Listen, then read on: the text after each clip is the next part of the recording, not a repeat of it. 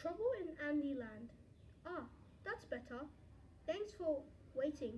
Now, where was I? Let me see. Ah, yes, I remember now. Mr. Big Shot kicked me out of the treehouse, and I landed in a puddle, and we had a big fight, and I sucked it up, and then I had to go to the bathroom. But what now? Where can I go?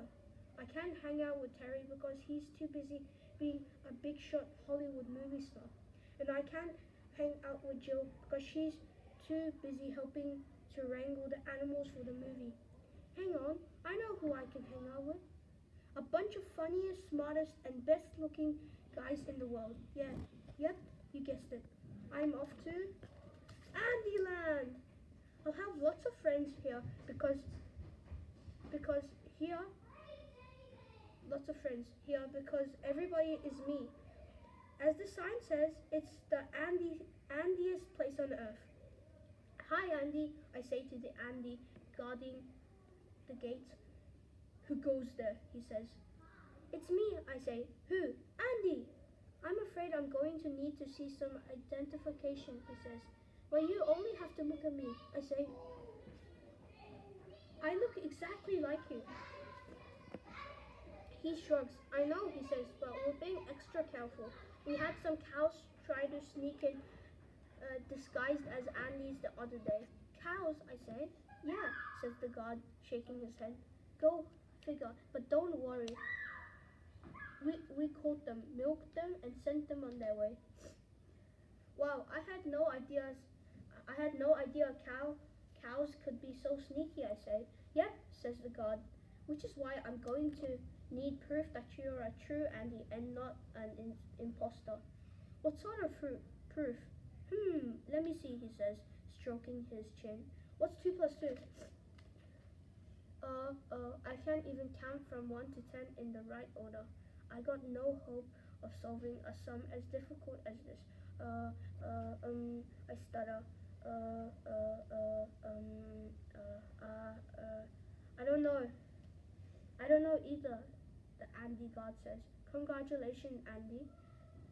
You passed the test. You may enter. Thanks, Andy, I say, stepping through the gate. Hi, Andy, yell a bunch of Andys coming towards me. Hi, Andys, I yell back. What's up?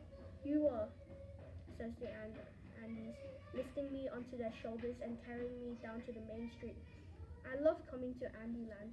More and more cheering Andys come out onto the street until there are so many Andys we can't go any further. They were chanting my name. Andy! Andy! Andy!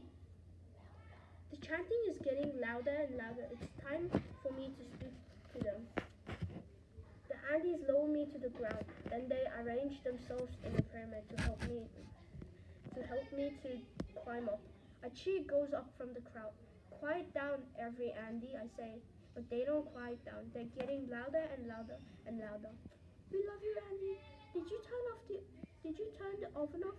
He's so handsome, cool. He's the greatest. Andy! Awesome, Andy! Every Andy, I yell. Shut up!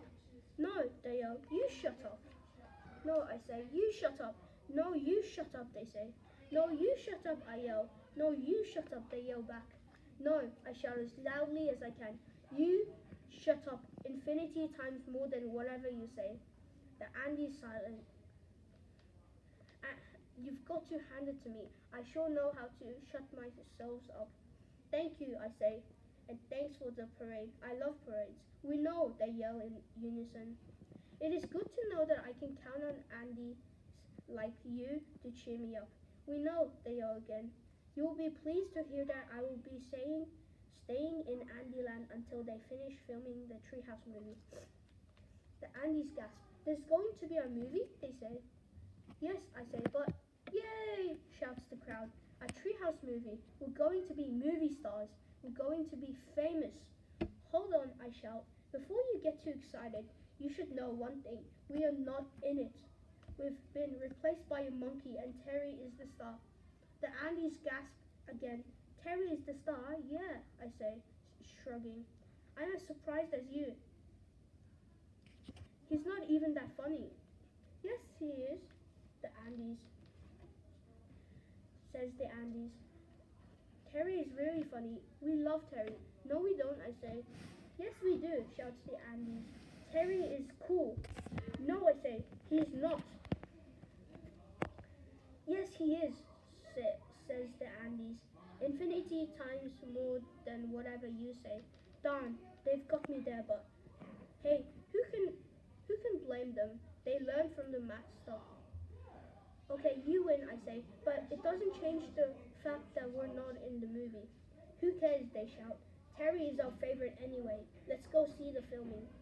Bad idea, I say. We've been banned from the set. But the Andes just ignore me.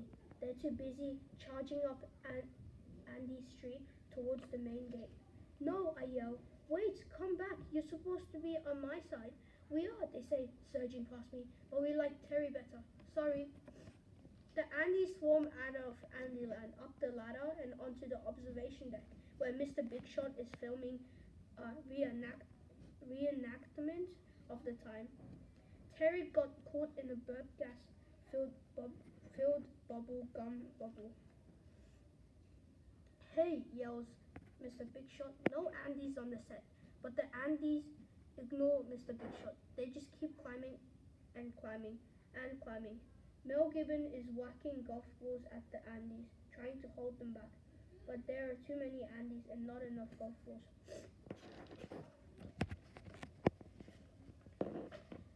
The observation deck, overloaded with way too many Andes, is swaying dangerously. Excuse me? Abandoned set, yells Mr. Big Shot. Abandoned set! But it's too late. There is an enormous crack.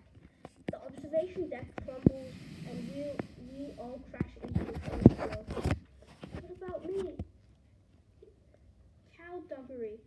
All the Andes land in a big sprawling pile, but I land headfirst in a nearby prickle bush, and the Andes are groaning and yelling and shouting as they try to untangle themselves. Some of them are angry. Some are laughing and some are crying, which is understandable. We've all had a pretty big fall.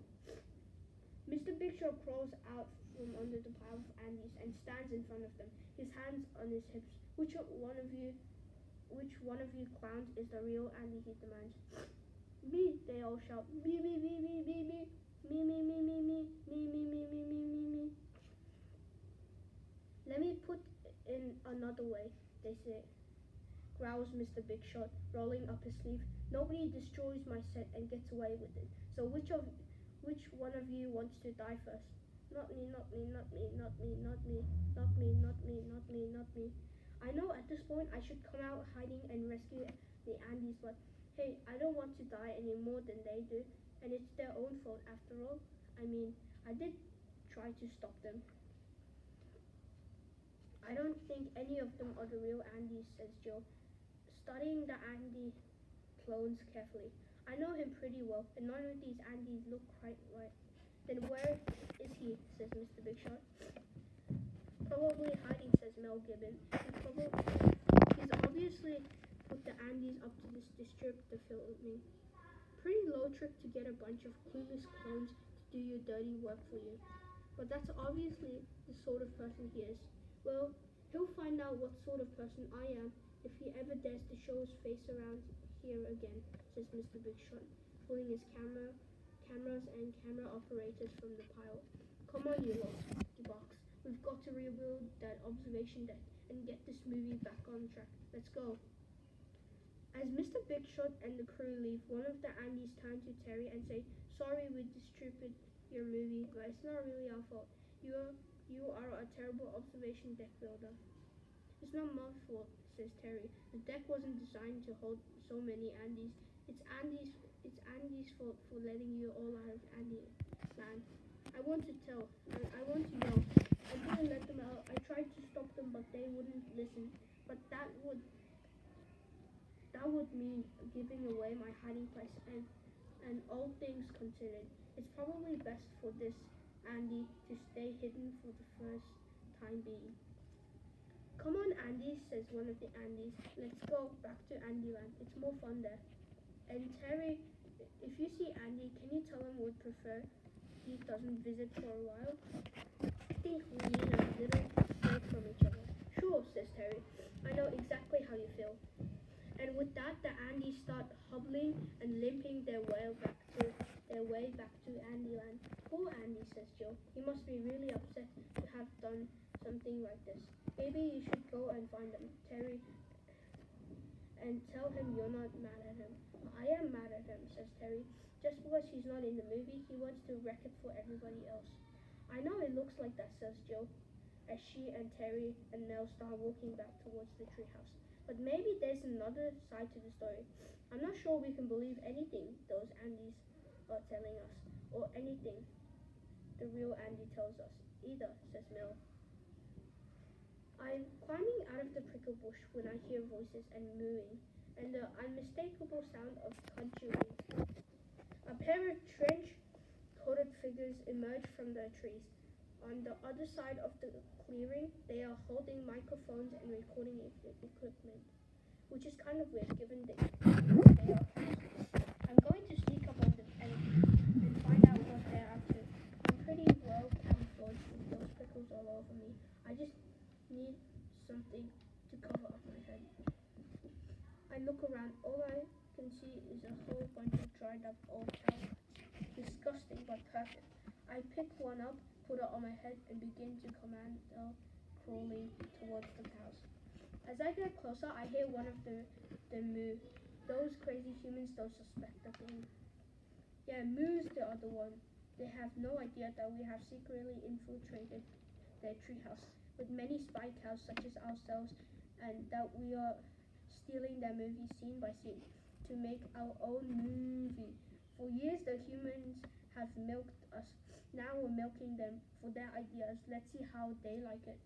One of the spy cows moos quietly into a hoof-held walkie-talkie. Attention, all the movie idea stealing spy cows. The film crew, director, and actors are heading back to the treehouse. Stay alert and out of sight. So that's what they're up to. If there's one thing the world I hate more than a movie idea stealing, it's movie idea stealing spy cows. I've got to go and warn Mr. Big Shot right away. Then he and everybody else will see that I'm not trying to wreck the movie. Mr. Big Shot will probably be so impressed he'll rehire me and give me a starring role. There's no time to lose. I creep across the path to a front door, and when the spy cows are watching, I slip inside. I climb the stairs and poke my head up into the first story. Eek, he says, Jill. A peeping cowpat. Ugh, says Terry. Cowpats are disgusting. Get that cowpat off my set, barks Mr. Big Shot. I'm not a cowpat, I say. It's me, Andy. I'm just wearing a cowboy hat for camouflage. I came to warn you. There's a bunch of spy cows spying on you. They're going to steal all your ideas and make their own movie. Do you really expect us to believe such a preposterous story, says Mr. Big Shot. I know it sounds crazy, I say, but it's true. I saw them, and I heard them. I really don't think cows would do that, says Jill. They are such honest, trustworthy animals. Not these ones, I say. They're spy cows. And if you don't believe me, go back through the book and see for yourself. There's a spy cow hiding every single page. It's true. There really is. And sometimes there are even more than one. Are you out of your mind? Says Mr. Big Shot. We've got a movie to make. We haven't got time to be looking at boring old books, especially ones that we haven't even been written yet. Fine, I say. I was only trying to help. Let the spy cow steal your stupid movie. See if I can. Hey Andy, says Mel Gibbon. If what you say is true, why don't you go and audition for the movie Making Cows? You make a very convincing cowpat. Yeah, says Terry. You not only look the part, but you smell like one too. High five, my human, says Mel, holding up his paw. Terry high fives him, and they both dissolve into helpless giggling. Ha ha ha ha ha. Guess I'll be going then, I say. Have fun with your new best friend, Terry. Goodbye forever.